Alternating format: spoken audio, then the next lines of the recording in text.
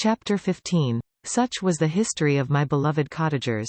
It impressed me deeply. I learned, from the views of social life which it developed, to admire their virtues and to deprecate the vices of mankind. As yet I looked upon crime as a distant evil. Benevolence and generosity were ever present before me, inciting within me a desire to become an actor in the busy scene where so many admirable qualities were called forth and displayed. But in giving an account of the progress of my intellect, I must not omit a circumstance which occurred in the beginning of the month of August of the same year. One night during my accustomed visit to the neighboring wood where I collected my own food and brought home firing for my protectors, I found on the ground a leathern portmanteau containing several articles of dress and some books. I eagerly seized the prize and returned with it to my hovel. Fortunately the books were written in the language, the elements of which I had acquired at the cottage. They consisted of Paradise Lost, a volume of Plutarch's Lives, and the Sorrows of Werther. The possession of these treasures gave me extreme delight. I now continually studied and exercised my mind upon these histories, whilst my friends were employed in their ordinary occupations. I can hardly describe to you the effect of these books.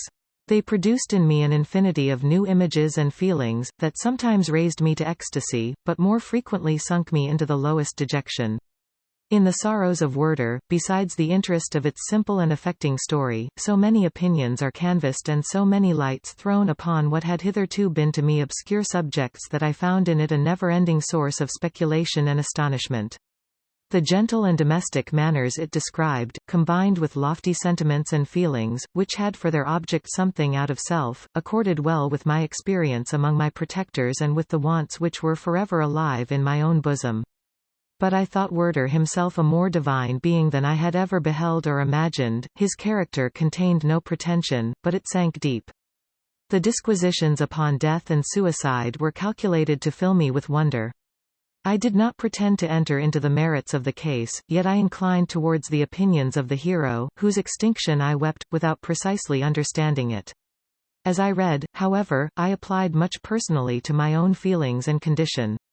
I found myself similar yet at the same time strangely unlike to the beings concerning whom I read and to whose conversation I was a listener.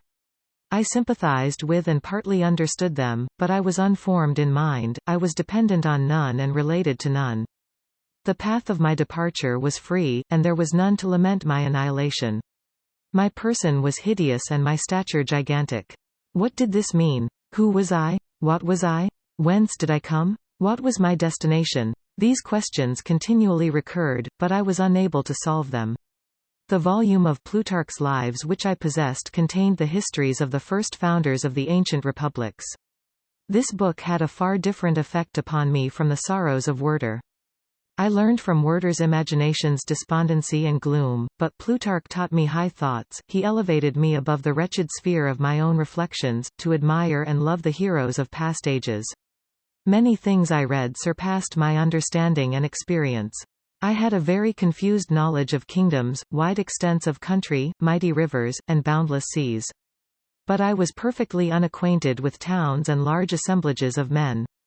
The cottage of my protectors had been the only school in which I had studied human nature, but this book developed new and mightier scenes of action.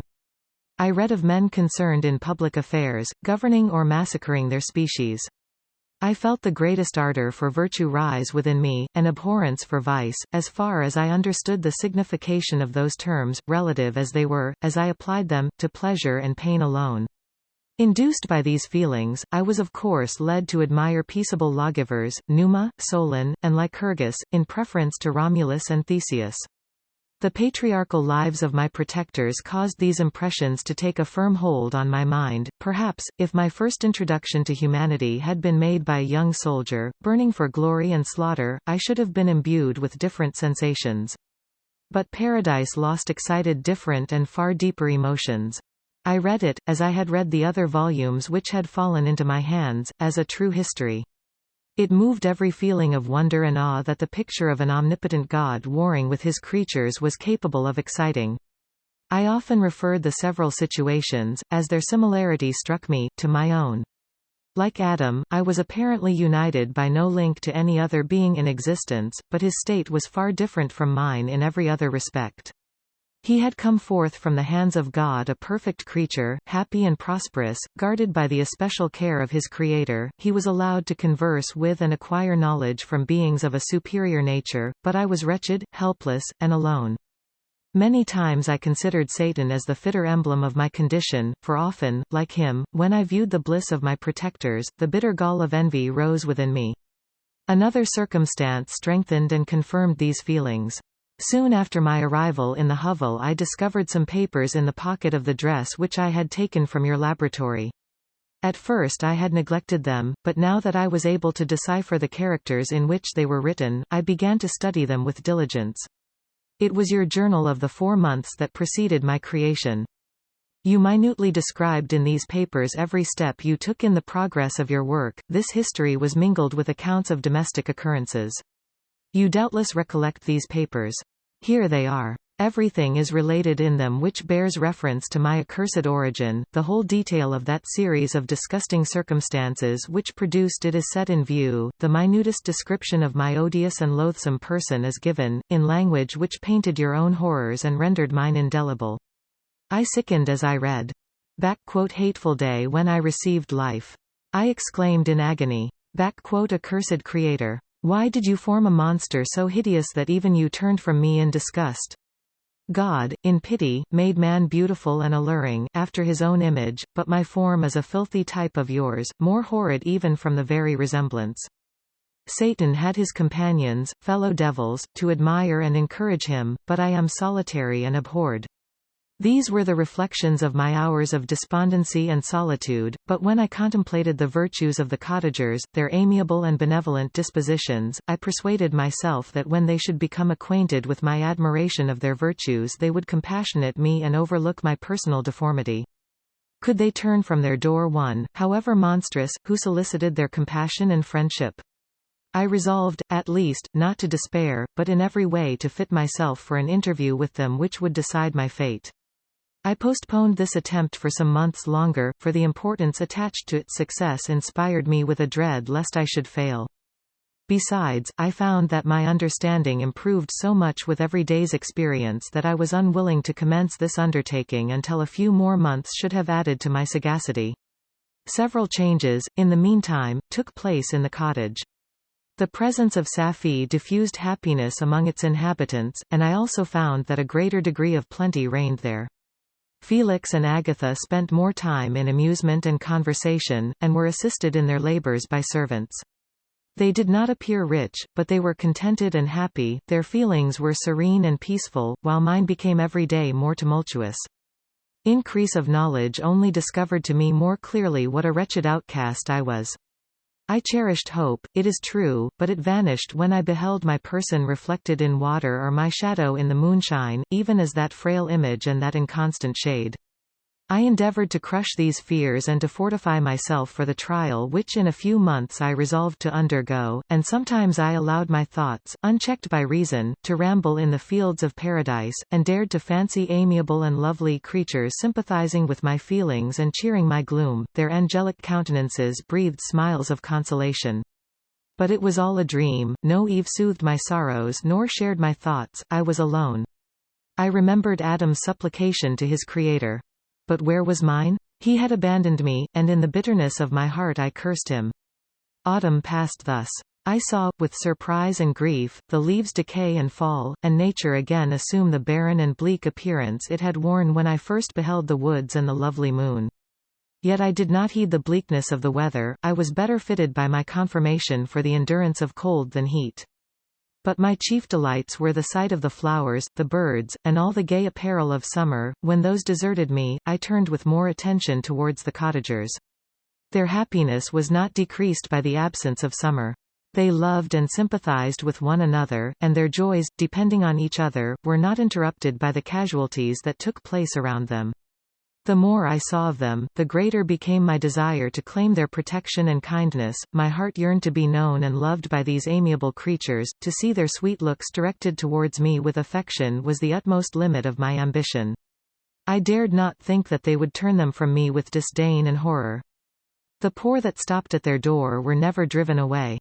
I asked, it is true, for greater treasures than a little food or rest, I required kindness and sympathy, but I did not believe myself utterly unworthy of it.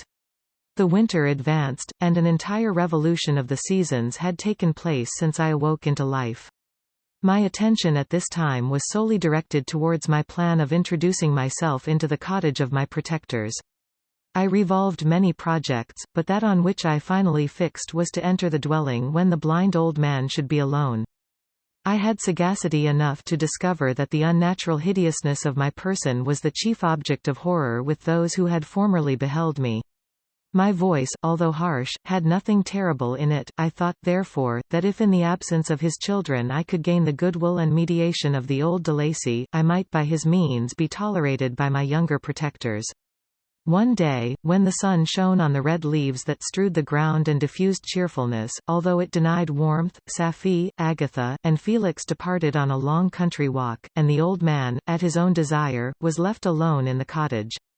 When his children had departed, he took up his guitar and played several mournful but sweet airs, more sweet and mournful than I had ever heard him play before. At first his countenance was illuminated with pleasure, but as he continued, thoughtfulness and sadness succeeded. At length, laying aside the instrument, he sat absorbed in reflection. My heart beat quick. This was the hour and moment of trial, which would decide my hopes or realize my fears. The servants were gone to a neighboring fair. All was silent in and around the cottage. It was an excellent opportunity, yet, when I proceeded to execute my plan, my limbs failed me and I sank to the ground. Again I rose, and exerting all the firmness of which I was master, removed the planks which I had placed before my hovel to conceal my retreat. The fresh air revived me, and with renewed determination I approached the door of their cottage. I knocked.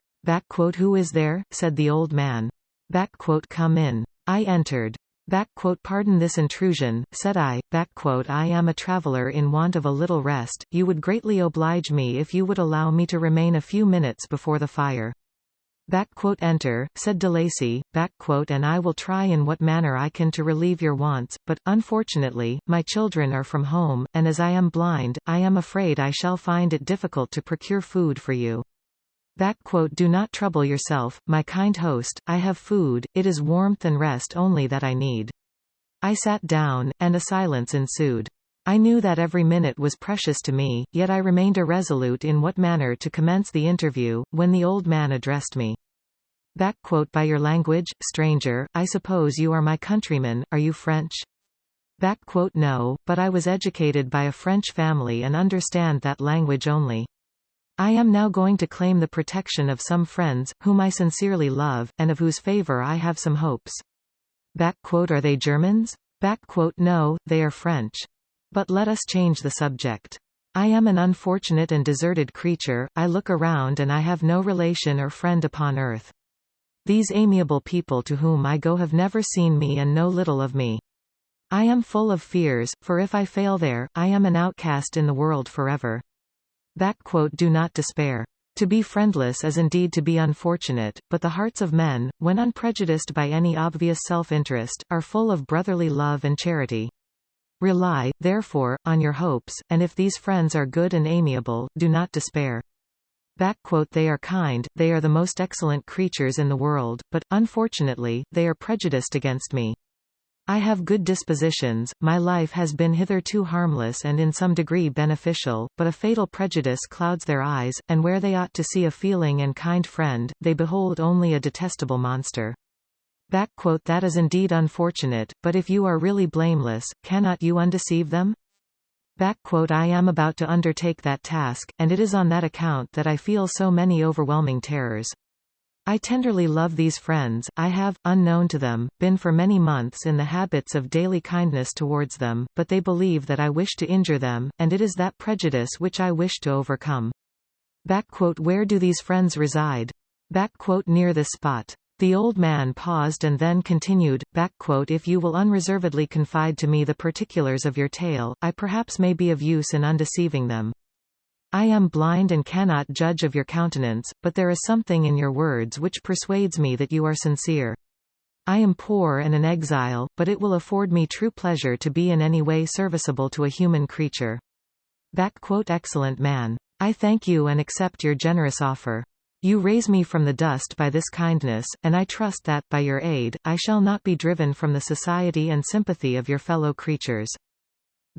Heaven forbid. Even if you were really criminal, for that can only drive you to desperation, and not instigate you to virtue. I also am unfortunate, I and my family have been condemned, although innocent. Judge, therefore, if I do not feel for your misfortunes. How can I thank you, my best and only benefactor? From your lips first have I heard the voice of kindness directed towards me, I shall be forever grateful, and your present humanity assures me of success with those friends whom I am on the point of meeting. May I know the names and residence of those friends? I paused. This, I thought, was the moment of decision, which was to rob me of or bestow happiness on me forever. I struggled vainly for firmness sufficient to answer him, but the effort destroyed all my remaining strength. I sank on the chair and sobbed aloud. At that moment I heard the steps of my younger protectors. I had not a moment to lose, but seizing the hand of the old man, I cried, Now is the time. Save and protect me. You and your family are the friends whom I seek. Do not you desert me in the hour of trial. Great God! Exclaimed the old man. Who are you? At that instant the cottage door was opened, and Felix, Safie, and Agatha entered. Who can describe their horror and consternation on beholding me? Agatha fainted, and Safie, unable to attend to her friend, rushed out of the cottage.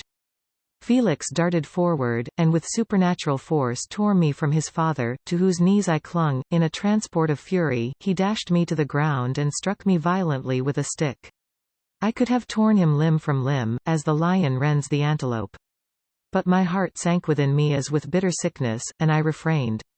I saw him on the point of repeating his blow, when, overcome by pain and anguish, I quitted the cottage, and in the general tumult escaped unperceived to my hovel.